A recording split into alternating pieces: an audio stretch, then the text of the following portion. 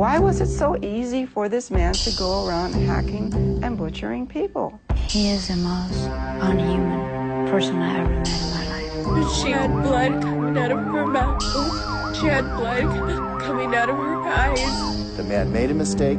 He was willing from the beginning to admit to that mistake. He's worked over 18 years in plastic and reconstructive surgery. He loved what he did. He loved us so much. He gave himself to this profession.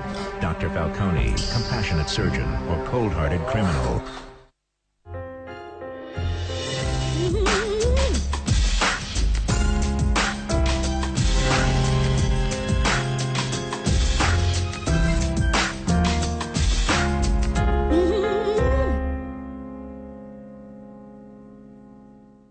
You meet friends and they'll start telling you, you're gaining weight? You know, what's going on? You're expecting a baby? Society usually push you to the point where you need to look skinny in order to be in the market. Gioconda Lara was a beauty queen in Venezuela. But after a divorce and a move to Texas, she found herself lonely and depressed. When we go to a club, for instance, with my girlfriends, it got to a point where I was just sitting. I didn't want to get up. Everybody was so skinny, and everybody looked so great. Then Gioconda came home one day to find her roommate having a nose job done in her bedroom. I opened the door, and there was a man, and he was taking something out from the back of her ear, and then he put it in her nose. Performing the operation was Guillermo Falcone, a plastic surgeon from South America who had practiced in Ecuador and Brazil, but didn't have a medical license in the U.S. He says, you're kind of overweight on your hips, but we can take care of that. It only takes an hour and a half. No pain. You look great.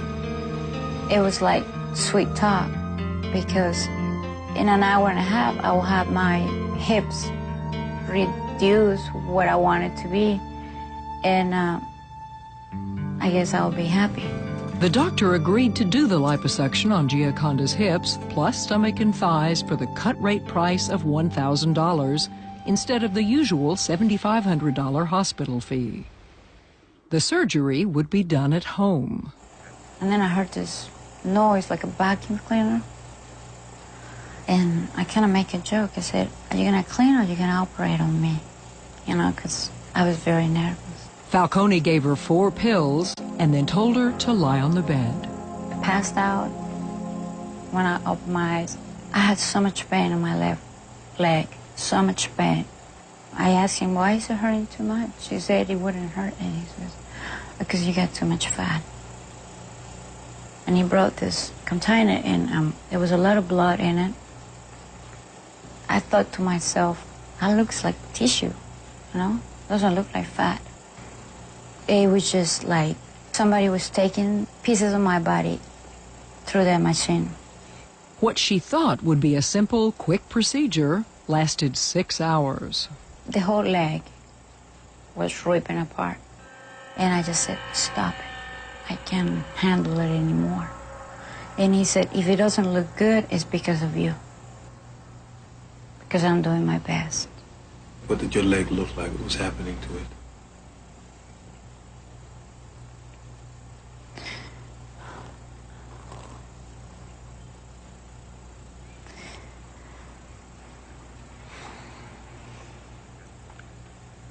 After the operation, Falcone left. So I went to sleep, and I started having nightmares. Very bad ones. I was sweating. And I touched myself, and I was so hot. And I called my roommate. And I told her, you need to take me to the hospital. I think I'm dying. Gioconda was rushed to the hospital.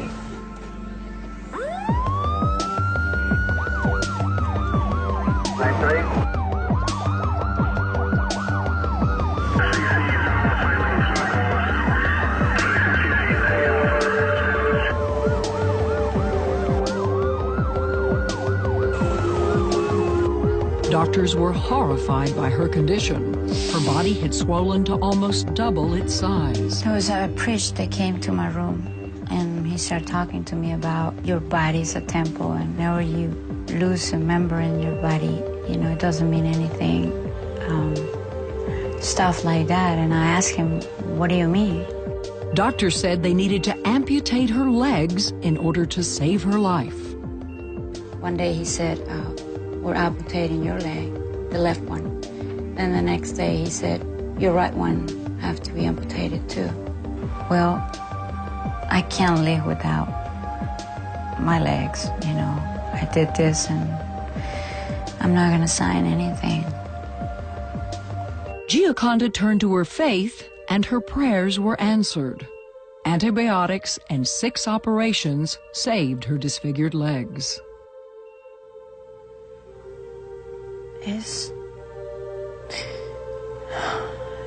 It's taken so many years.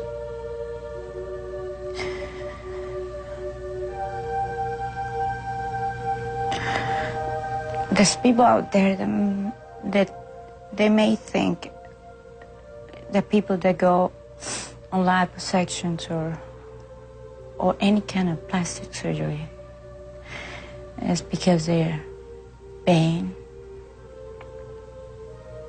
And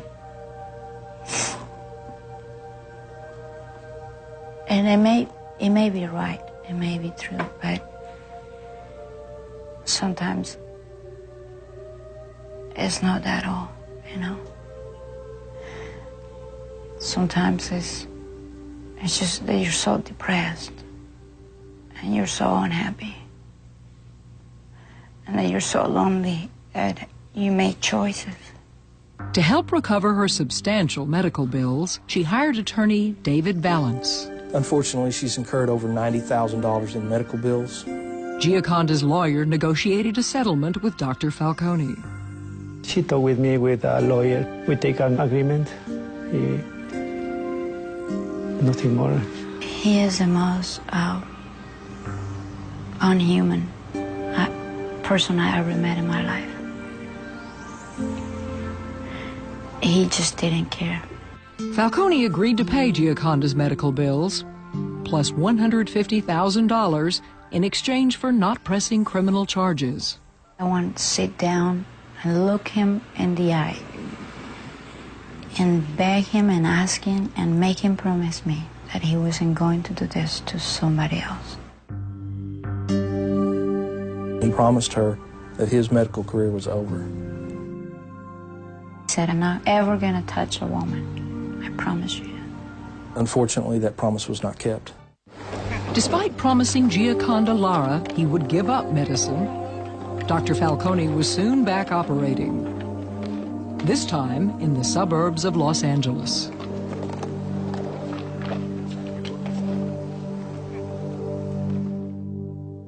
Barbara Rojas had been recently divorced and was raising a teenage daughter. She was once again dating, but like many women her age, she struggled with her weight. Barbara was an emotional eater, you know, which most of us are when it's something terrible is going on in our life. We just go for that candy bar or that freezer and grab out some ice cream. Barbara had lost over 60 pounds, but complained to friends that her arms looked flabby. She was desperate to look better. No matter what, she just wanted to look better. Mabel O'Hara had been to Dr. Falcone in Ecuador for breast reduction surgery and recommended him to Barbara. When Barbara called, he offered to fix her arms for just $1,000. When a man approaches a woman and says, you know, if you just did this, lose 10 pounds, I think you'd look terrific. I mean, you'd lose 10 pounds in a second. On Wednesday morning, May 21st, 1997, Falcone came to Barbara's front door. He did start walking her around the house, trying to see where he could do the surgery at that point. Walked into the master bedroom and said, you could lie down right here. I've got my tools in the car. It was a minor surgery. He could do it right away, and she'd be just fine. Then he goes out to the car and goes like Felix the cat and gets his magic black bag out. My mom was extremely nervous. Her heart was beating, and you could see her chest going up and down, up and down. Falcone gave Barbara a local anesthetic and began the surgery. She was pretty much in pain the whole time. You could tell she was because of her reactions, her face, her teeth, her hands. It was almost like she had to grip something tight so she could let her pain out. The operation took about 3 hours. Falcone left. Soon after, Rosalie says Barbara's arms started to bleed. She paged the doctor several times. We told him about the blood loss, and he said that it was okay, that it was normal. He said that he put a lot of water into her arms. She's not really bleeding. It's just a combination of a little bit of blood plus what I injected her with. We believed him. It was very difficult for Rosalie to accept anything other than his word since she was talking to the doctor. Had the washer and dryer going constantly to wash the bandages that we had at our house because we had to use those because he didn't have any. Good God, the man didn't even have enough gauze with him when he did the surgery.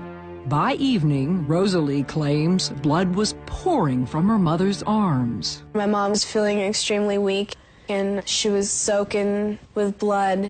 Rosalie couldn't wait for Falcone any longer. 911, what is your emergency? Oh, yes, my mom's like, she's full of blood and she's like... Okay, stand the line. Let me transfer you to the paramedic. Fire department emergency. Yes, my mom needs medical attention immediately. She's bleeding. Where's she bleeding from? From her arm. What happened? Barbara was rushed to San Antonio Hospital in serious condition. The hospital informed the police. The bed had been stripped, but there were tremendous amounts of blood that had soaked into the mattress. We were able to recover the pieces of tissue that he removed from the arm. They were basically just left in a trash bag and thrown outside. Police found Falcone at Ma Bell O'Hara's house. I'll go down and open the door and see all this detective, police, and about 20 people getting inside my house. They brought in like a SWAT team. They arrested him right there. Guglielmo Falcone is being held on $1 million bail for aggravated mayhem and practicing medicine without a license. Falcone's attorney tried to present his client's case before the public. This was done in a community setting with a voluntary consent. So for our press here to be painting it in the way they are totally discounts facts that may become very relevant in the defense of this case. But a distraught daughter led the news. She's not doing that well. She's still fighting for her life.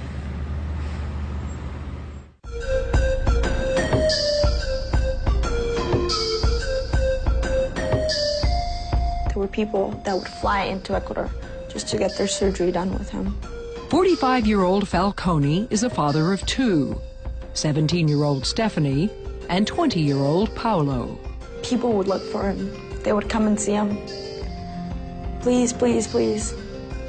I've heard you're really good. I just need this done. Falcone received his medical degree from Ecuador and then went to Brazil for 3 years of specialized training in reconstructive surgery. He's worked over 18 years in plastic and reconstructive surgery and has done the type of surgery that we're talking about in the Rojas case thousands of times. In my country, I made big surgeries like tummy tucks, breast liftings, liposuctions, rhinoplasties. I guess almost 10,000 surgeries. While in Ecuador and in Brazil, he volunteered a lot of his time for low-income families. There's a story of a child who was a burn victim and couldn't afford the cost of reconstructive surgery. Dr. Falcone did the work for free. But you said you have to treat both, not just the patient as what's wrong with them, but as a person. There are a lot of letters, I believe, that will attest to the fact that Dr. Falcone is a person who volunteered his time at different hospitals to help people that could not afford either plastic or reconstructive surgery. In my country, some surgeries we can make in the house. There are certain parts of the country that you don't necessarily have a hospital, or you don't necessarily have the means to get to a hospital. We're talking about a third world country. There's a very big difference between the rich and the poor. You have to know the culture to understand it. People that are very poor, they have everything done at home. They have children at home. He really loved what he did. He was just amazing. He gave himself to his profession. It was his passion, his life. He wanted to be aesthetically beautiful, like an artist, sculpting something. In 1994, Falcone started commuting between Ecuador and Texas. He had orthoscopic surgery at a Houston hospital and stayed there to recuperate. I was separated from my wife. Then my kids came here. I love my kids. While in Texas, people started asking him for treatment. They asked me if I can do small surgeries, if that is possible. I agree with that. Falcone says he never solicited patients. They always came to him. Normally was families, another person I already made. They say, can you make my sister or can you make my friend? He says he was planning on getting a license here, but had to perfect his English in order to pass his medical boards. I was very honest with everybody because never say I am doctor here. Told him, I don't have a license. I'm a doctor in Ecuador. If you or I called him at 3 o'clock in the morning and said, I've had this problem, come help me out, he's the kind of person that would. Amanda Espinello met Falcone after he moved to California when her mother was diagnosed with breast cancer. I was alone, and I had asked him, could you come with me to the surgery that my mom has to get part of her breast removed? He took me. He went step through step in what he would like the doctor to do so that she is fine after the surgery. 6 months later, Falcone performed a rhinoplasty, or nose job, on Amanda. I felt more comfortable at home, and actually I preferred it that way. When it came down to it, I was very comfortable. And he explained the risk was only infection if I was to go ahead and be careless afterwards, because he took every precaution that as they would in a hospital. And doctors take precautions all the time in hospitals and people die. He was a doctor. He did a very good job. I was very happy. It doesn't look fake. Falcone soon developed a following in the suburbs of Los Angeles. Barbara Rojas came to him voluntarily and asked him about the surgeries. They had several conversations. They met several times in person. He came to my house. She was asking me about the excess of the skin she had in his arms. She wanted to do that surgery. It doesn't matter where, it doesn't matter. She wanted to as soon as possible.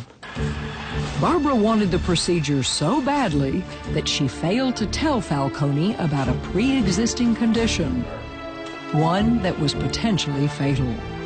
Mr. Rojas had some medical problems that had not been disclosed to Dr. Falcone. If he would have known, I don't think he would have performed the procedure at all.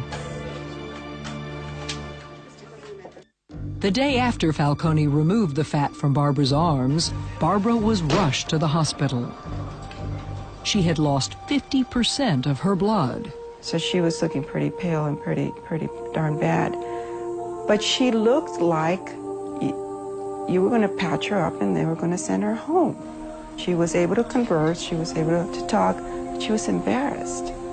And I said, Barbara, you could have died in front of Rosalie.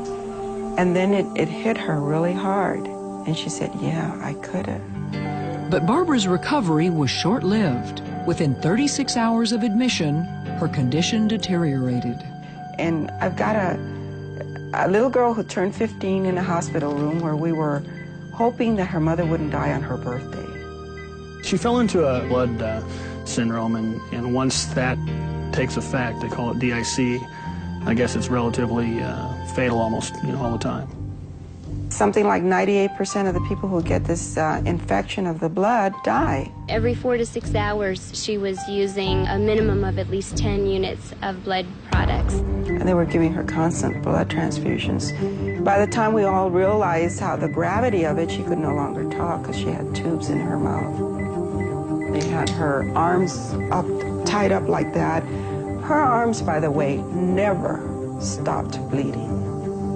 Never stopped bleeding. She bled the whole time. One by one, Barbara's organs started failing. Mrs. Rojas expired last night at 6:40 p.m. What are all of you going to miss most about her? Her smile. She's very happy. She always had a way of comforting all of us. She suffered so much. She didn't deserve that. She didn't deserve to suffer. Under the theory of implied malice, Falcone is now charged with murder too and faces up to life in prison. Implied malice connotes the idea that Mr. Falcone knew the risk and proceeded onward and basically rolled the dice with her life. Most instances where someone would die pursuant to a mistake, it would be a very short window of time.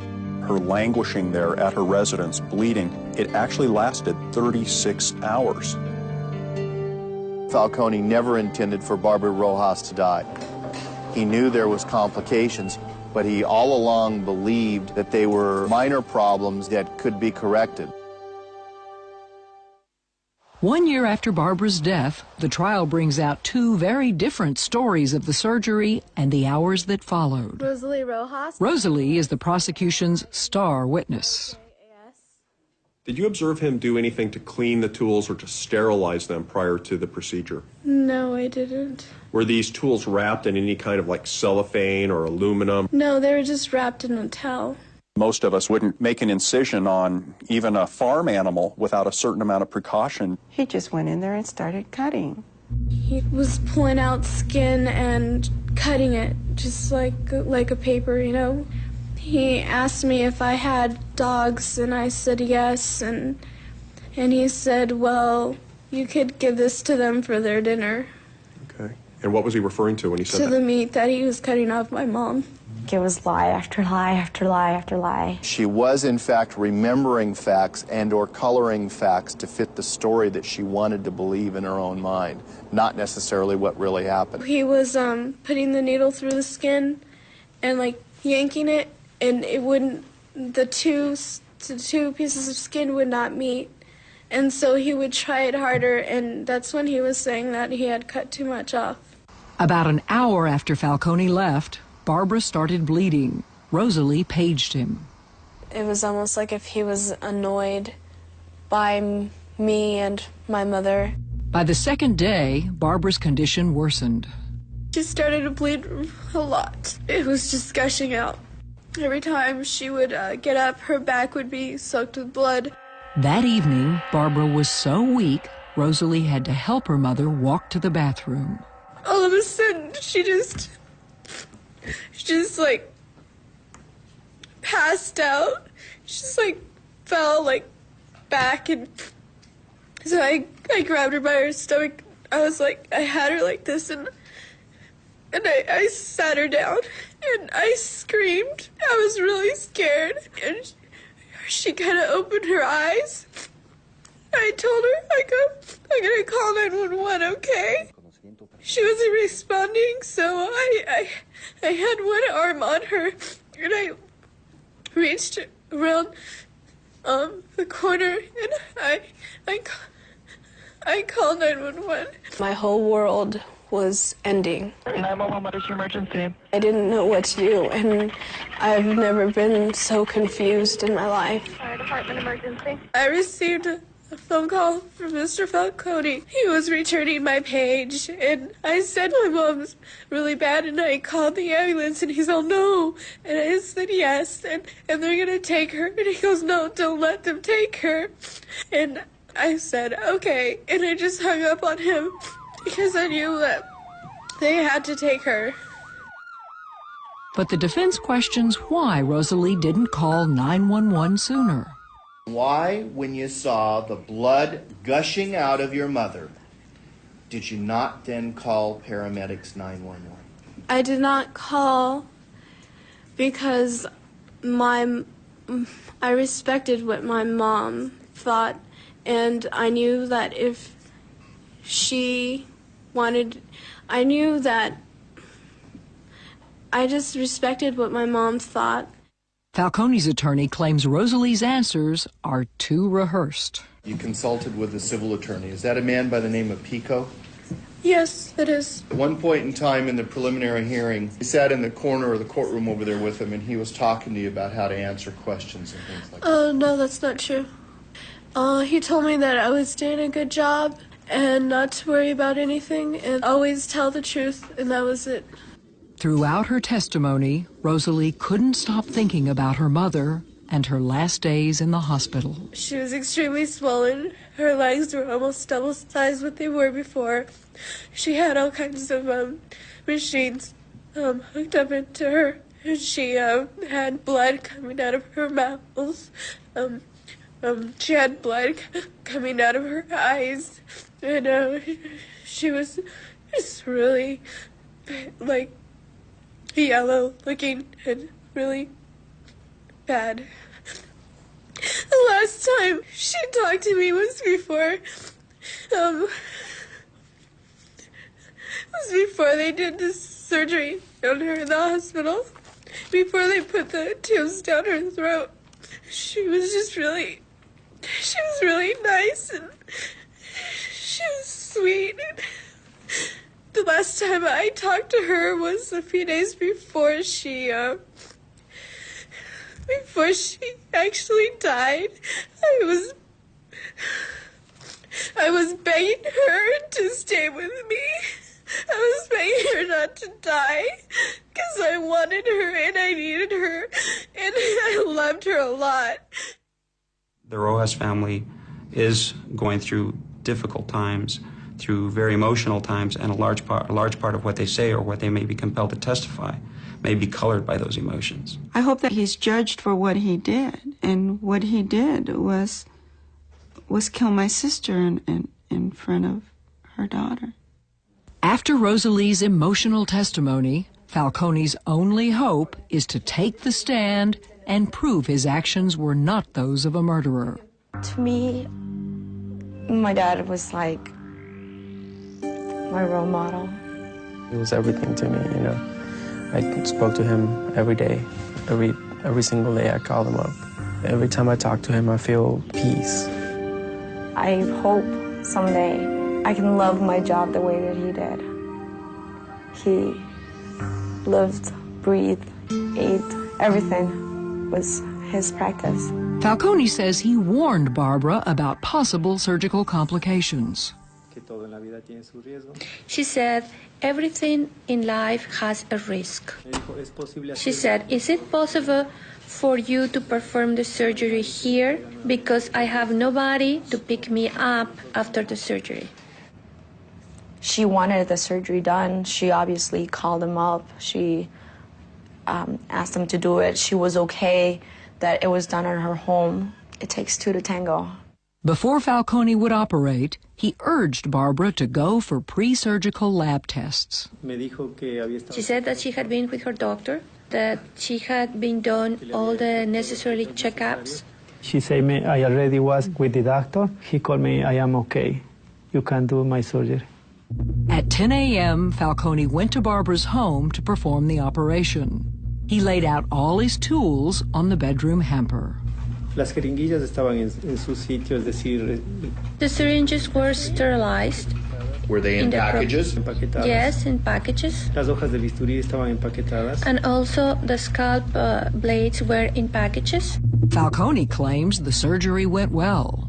After you finished closing the wound up, tell me what you saw. Después de que cerré la herida, procedí a limpiar. I cleaned, I put the gauzes, and I put the bandage. The wound was totally dry.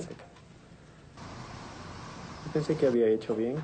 I thought I had done something right. Dr. Falcone felt very confident that what he was going to go do was something he had done many times before. I have done other major surgeries, and this was considered as a minor surgery. After completing the procedure, Falcone observed Barbara for about 40 minutes. I was in the living room, and I checked twice on her before I left. And at any time when you checked on her those 2 times, did you observe any bleeding? No. When you left Barbara Rojas' house, did you have any thought in your mind that there was going to be a problem with her bleeding? No. But, however, I had given my beeper number and my telephone to her daughter in case any problem might have arisen. In response to Rosalie's pages, Falcone returned at 11:30 that night. I clean and I proceed and put the gauzes and I put the bandage a little bit tighter this time and I waited like 30 or 40 minutes over there. What, if anything, did you see? It was dry. So at this stage, did you feel comfortable that Barbara Rojas was doing all right? Yes. The next morning, Falcone went back again to check on Barbara. Her bandages were soaked in blood. I changed the dressing and I waited about an hour to see if she would bleed again. And how many times during that hour period after you changed the dressings for a second time did you check on her? About 2 times more. I stayed to see if she would bleed, but she didn't. Falcone left Barbara's house around 11 a.m. At 6 p.m., he called to check on her. She told me that she had eaten some chicken soup and that she was not bleeding and that she was resting at that time. At 9 that same evening, Rosalie paged him again. But Falcone was some 40 miles away at Universal Studios in Hollywood. He would come immediately, but it would take him an hour to get there. Did you ever tell Rosalie not to let the paramedics take Barbara Rojas? I said, oh no, but that's because I was scared. Do you admit that at that stage you had been negligent in your post-operative care of Barbara Rojas? ¿Admite usted que en ese momento usted había sido negligente en el cuidado postoperativo de Bárbara? Yes. I shouldn't have left. How did you feel toward what was happening to Barbara Rojas? Very sad, and I felt guilty. Why did you feel guilty? Because I shouldn't have abandoned her on that day.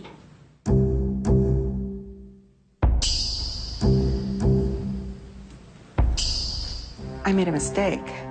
Doctors don't have that mistake option to leave somebody bleeding for 24 hours. Did you ever think that she was going to die? No.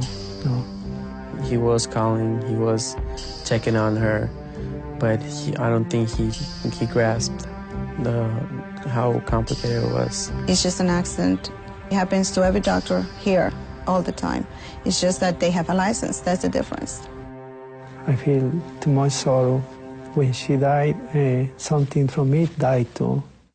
It was only on autopsy that doctors learned she had a pre-existing condition, cirrhosis of the liver, which prevented her blood from clotting. Massive hemorrhage was definitely attributable to her liver problems as well as infection. He was completely in the dark because Barbara Rojas had chosen not to tell him about her incident 5 months before where she had trouble with blood clotting because of the dog bite.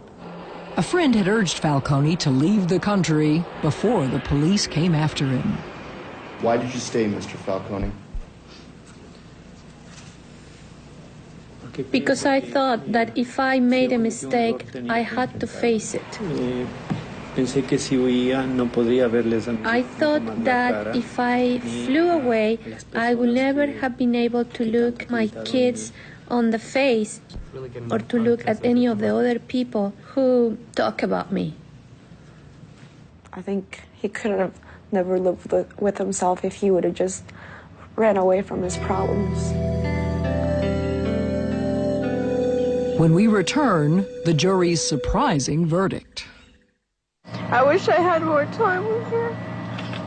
I thought my dad would be there when I graduated, and that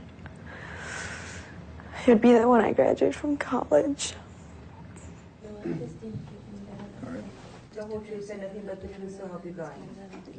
Second-degree murder is like saying, I planned this out. I want to kill this person. Second-degree murder, it doesn't require an intent to kill, but more of a disregard for human life. We, the jury, in the above entitled action, find the defendant, Guillermo Falcone, guilty of the crime of murder in the second degree. They were just looking someone to blame. Someone had to pay for it. You see a little girl crying, her eyes out, because it is sad.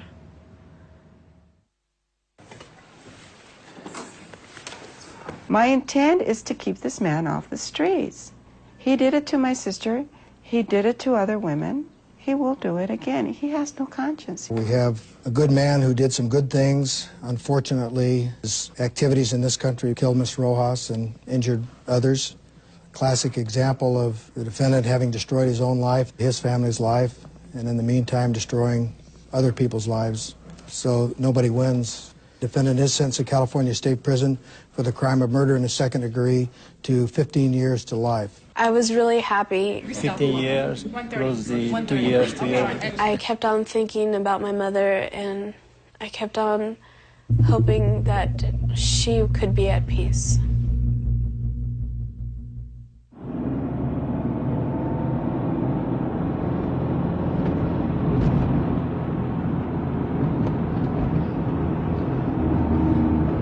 What does he say to you when he calls you?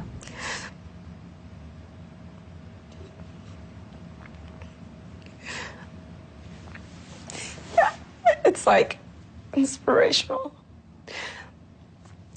Like that little voice on your shoulder telling you, go, go, go, go.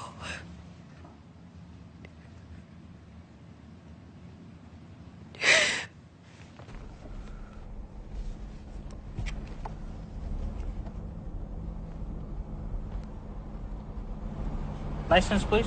2 IDs, and do you have the passport? Any alcohol, marijuana, anything? But what happened? Why did he break the law here? Go ahead and give me your IDs. You have your ID? I'm sorry? I need your birth certificate. Are you an approved? When you're very intelligent, you get disconnected with the reality of what is really happening and what you really need to fulfill. Rings or anything? Yeah, some people have the feeling that, no, it's not going to happen to me. Okay, the pictures need to come back out. Right. House in your pockets. The gum doesn't go in, so you have to throw your gum in your trash can. You put your glasses in here also, from this pocket. I don't think he realized the danger he was putting himself and obviously other people in. Okay, you can take your belongings now. It was like a tedious process to get to see your dad. You have to come through like 3 gates. Electric barbed wire. 10,000 balls or something. You come here and you see how real people are here, you know. Before, I've never had an experience anywhere around a prison or anything like that, but, you know, you come here and real people are here, normal people. How you doing? It's just... I got 2. That and a passport. Visiting.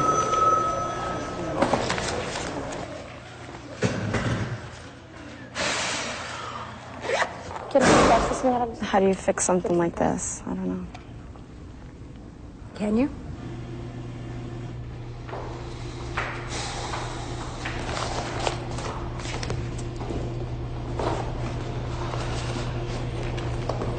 Maybe. Maybe.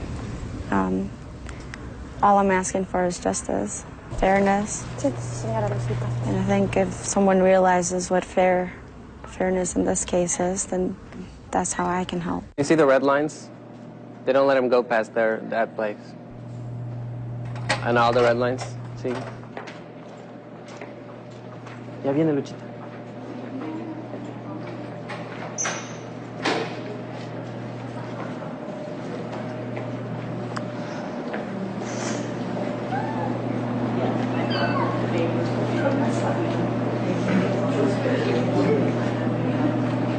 ¿Qué te pasa?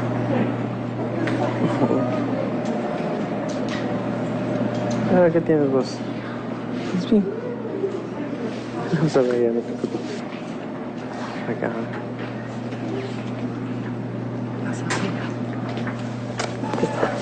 Hola, ¿cómo te va?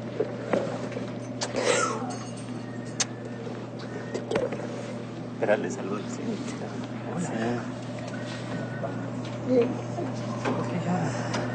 Todo está bien. Hola, mijo. ¿Qué haces? ¿Cómo te va? Qué bien. Te amo mucho. Vengeance? I don't think it's called vengeance. No, I think I stopped a man from hurting someone else. And I'm very glad I did that. más, hijo? ¿Cómo estás? I'm fine. I'm good. ¿Dónde estás trabajando? Where are you working now?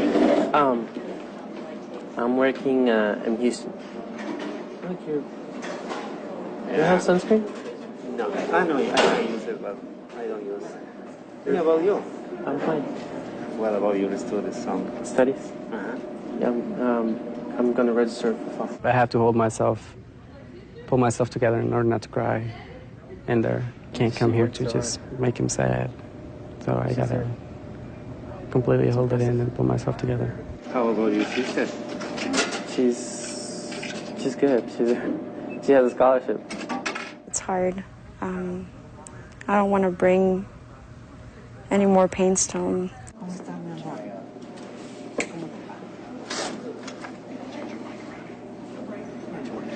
Sometimes I look at the future and I wonder if he will be there in person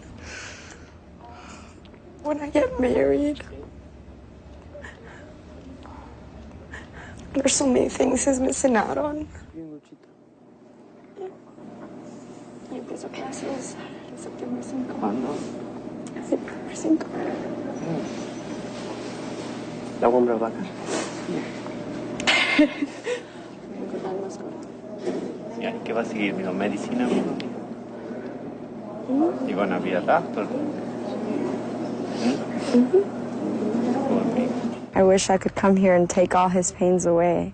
In the university. It's outside the Harvard School of Medicine. Happy for you, Dad. I'm very happy. I'm proud of you. Very proud of you, both of you. I'm proud. Is he a good doctor? Oh, yeah. He loved what he did. He loved us so much. He still does. We can't change the mistakes. The only thing we can do is to learn from mistakes. I can change the past. All I want is to look forward, to look the future, to live every day at a time. Try to make the best of me, to other people to help. That is what I try to do here too. I miss you. Me too. I miss you a lot.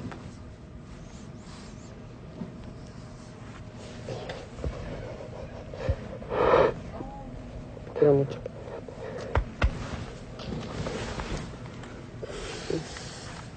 Siempre adelante, mijo. Always look up the future. I just recently graduated, and like my friend, she had her grandparents and her little brothers and her mom and dad both come. The only person that came to my graduation was my mom. Be fine. Te adoro, mija.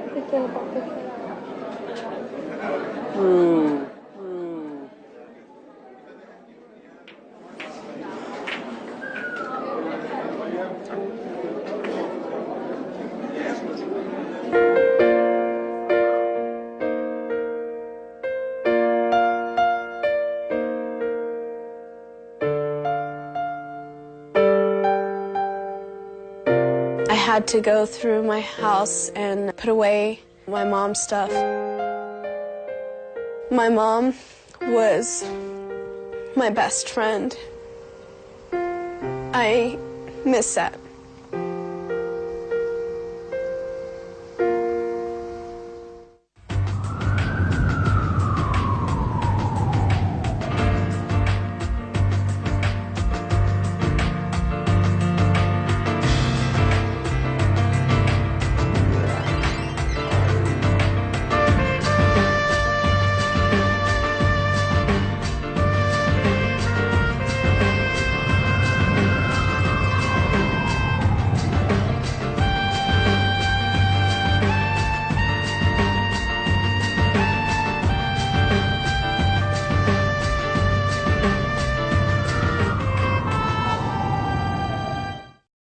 Why was it so easy for this man to go around hacking and butchering people? He is the most unhuman person I ever met in my life. She had blood coming out of her mouth.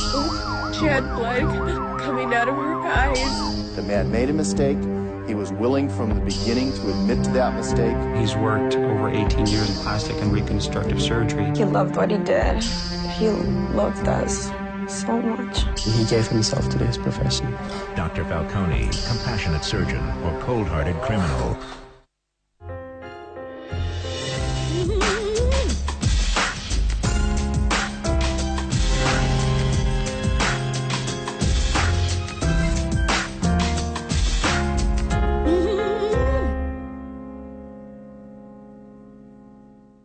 You meet friends and they'll start telling you, you're gaining weight? You know, what's going on? You're expecting a baby? Society usually push you to the point where you need to look skinny in order to be in the market. Gioconda Lara was a beauty queen in Venezuela. But after a divorce and a move to Texas, she found herself lonely and depressed. When we go to a club, for instance, with my girlfriends, it got to a point where I was just sitting. I didn't want to get up. Everybody was so skinny, and everybody looked so great. Then Gioconda came home one day to find her roommate having a nose job done in her bedroom. I opened the door, and there was a man, and he was taking something out from the back of her ear, and then he put it in her nose.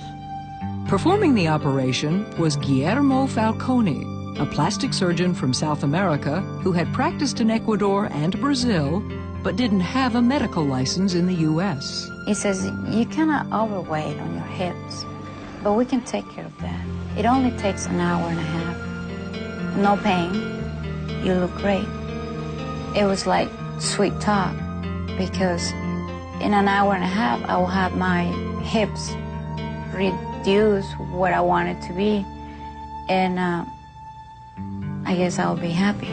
The doctor agreed to do the liposuction on Gioconda's hips, plus stomach and thighs, for the cut rate price of $1,000 instead of the usual $7,500 hospital fee. The surgery would be done at home. And then I heard this noise like a vacuum cleaner.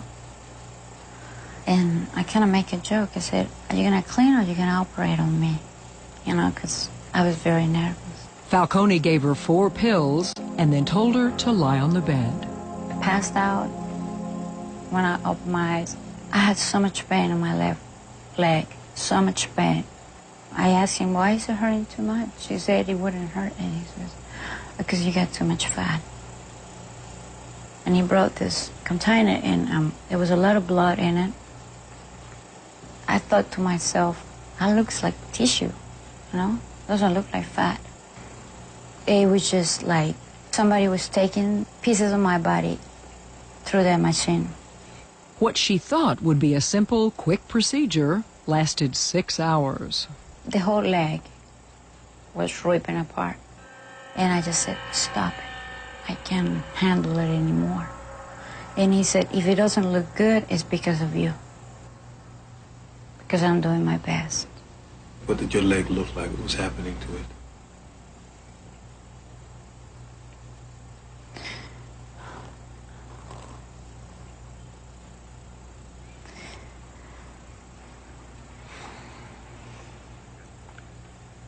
After the operation, Falcone left. So I went to sleep, and I started having nightmares. Very bad ones. I was sweating. And I touched myself, and I was so hot. And I called my roommate, and I told